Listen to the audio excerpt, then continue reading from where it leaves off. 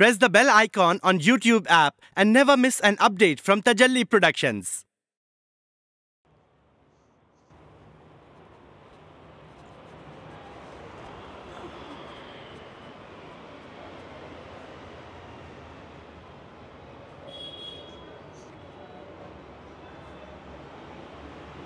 मस्जिद हाजा में कल से नमाज असर इंशाअल्लाह 4:45 बजे होगी। अरे ये दूसरी मस्जिद वाले आके हमारी मस्जिद में ऐलान किसकी इजाज़त से लगाए? हमारे इमाम साहब जरा इधर आइए। जी फरमाइए। ये चौरस्ते की मस्जिद वाले अपना ऐलान या हमारे मस्जिद के बोर्ड पे कहीं को लिखा जी? चौरस्ते की मस्जिद वो कैसा? ये तो अपनी मस्जिद का ऐलान है। अरे नाम तो वो मस्जिद का लिखा हुआ है ना जी। कहाँ लिखे हुआ है बताइए ज़रा। ये देखिए मस्जिद हाजा। तो क्या मतलब? वो मस्जिद का नाम मस्जिद हाजा है। वो मस्जिद में जब भी ऐलान लिखते मस्जिद हाजा बोल के लिखते। कैसे बातें कर रहे हैं इलियास साहब?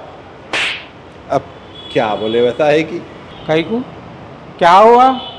अरे मस्जिद हाजा का मतलब होता ये मस्जिद, यहाँ के वास्ते ये मस्जिद मस्जिद हाजा है, और चौरस्ते की मस्जिद के वास्ते वो मस्जिद मस्जिद हाजा है। अच्छा ऐसा है क्या? नहीं मालूम था जी मेरे को, मगर सदर साहब के सामने नको बोलो ये बात। नहीं बोलता, मगर एक शर्त पे। वो क्या? मेरे को और नको दम कर।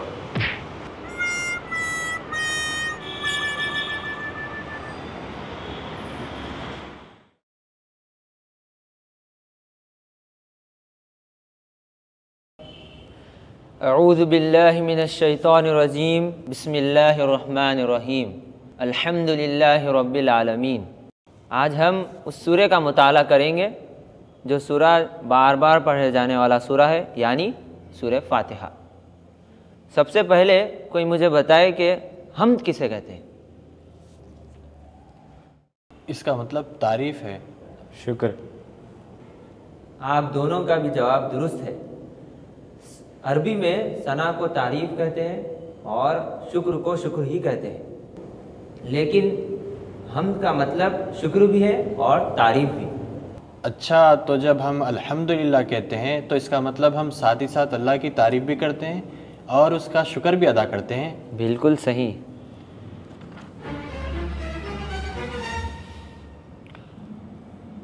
आप लोगों में से आलिम कौन है? आलिम के बगैर कुरान को समझने की कोशिश कर रहे हैं आप लोग, गुमराह हो जाते हैं।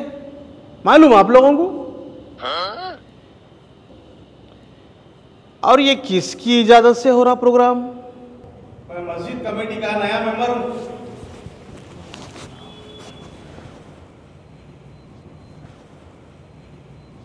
अस्सलाम वालेकुम नवाज साहब। वालेकुम सलाम। अल्लाह के घर में अल्लाह के कलाम की स्टडी के वास्ते भी परमिशन लेना पड़ेगा। वैसे मेरे से इजाज़त ले लिए थे ये लोग। और क्या बोले आप? कुरान समझने की कोशिश करे तो गुमराह हो जाते। आपको तो मालूम ही होना चाहिए इमाम साहब, उलमा की निगरानी के बगैर कुरान पढ़े तो गुमराह हो जाते। ऐसा गुमराह हो जाते? कैसी बात कर रहे हैं आप? हिदायत और गुमराही अल्लाह के हाथ में है, और हिदायत पाने की नीयत से अल्लाह की किताब पढ़े तो गुमराह कैसा होते साहब? अरे इमाम साहब, आलिम नहीं है कोई भी इसमें, समझ रहे क्यों नहीं आप? कुरान तो अपने आप को हुदल लिन्नास बोल रहा, सिर्फ उलमा के लिए हिदायत थोड़ी बोला। और इन लोग कौन सी विरासत के मसले हल करने बैठे हुए हैं जो आलिम की ज़रूरत पड़ेगी? रोज़मर्रा की ज़िंदगी में कुरान के ज़रिए से जो हिदायत मिल सकती वो समझने की कोशिश कर रहे हैं। इन लोगों में से किसी को अरबी ज़बान आती? दुनिया की हर ज़बान में कुरान का तर्जुमा मौजूद है नवाज साहब। कुरान को समझना बहुत मुश्किल है साहब, ये बच्चे नहीं समझ सकते। कुरान तो सूरतुल कमर में ये बोल रहा हमने इस किताब को आसान बनाया है कोई नसीहत हासिल करने वाला? आप तो उल्टी बात बोल रहे। क्या है कि इमाम साहब आपके बातें मेरे को तो समझ में नहीं आते। मेरी बात कहाँ है साहब, मैं तो अल्लाह की किताब की बात बता रहा हूँ।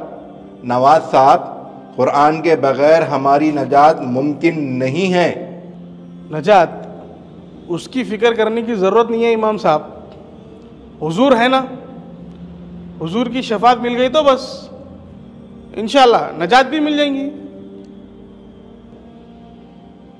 अगर कुरान को समझ के पढ़े होते आप तो ऐसी बात नहीं करते थे।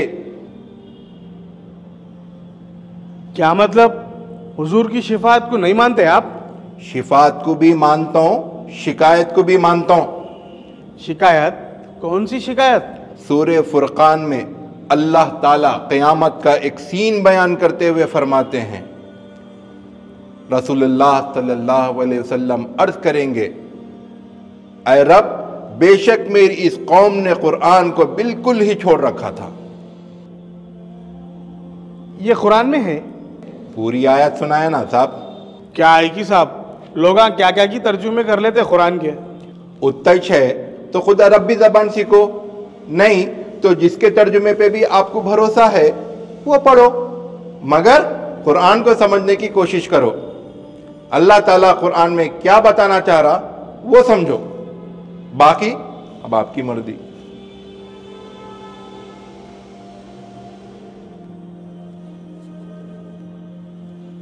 कमेटी का नया मेंबर हूं मैं।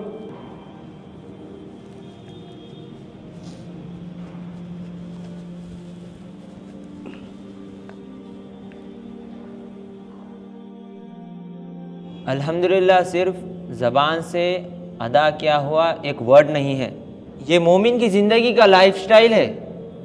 ज़िंदगी में अगर अच्छा चल रहा है तो अल्हम्दुलिल्लाह, और अगर बुरा चल रहा है तो भी अल्हम्दुलिल्लाह, वो भी दिल से।